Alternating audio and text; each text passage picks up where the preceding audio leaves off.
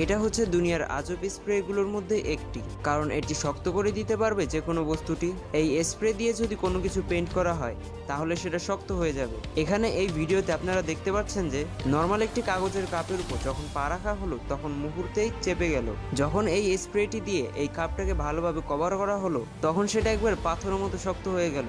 Even যখন একটি ডিমের উপর এই স্প্রেটি করা হলো তখন সেই ডিমটিকে জোরে বাড়ি মারার পরেও কোনো ভাঙে না। যদি আপনার এই স্প্রেটিকে এখনো পাওয়ারফুল মনে না হয় তাহলে এটা দেখুন, যখন একটি নর্মাল তরমুজকে 150 ফিট উপর থেকে ফেলে দেওয়া হলো তখন সেটা সাথে সাথে এক কথায় ভর্তা হয়ে গেছে। কিন্তু এই স্প্রেটি দিয়ে তরমুজকে স্প্রে করার পর উপর থেকে ফেলা হলো তখন তরমুজটির কোনো ক্ষতিই হলো না। ইভেন এটি একটি বল বা বেলুনের মতো বাউন্স খেলো।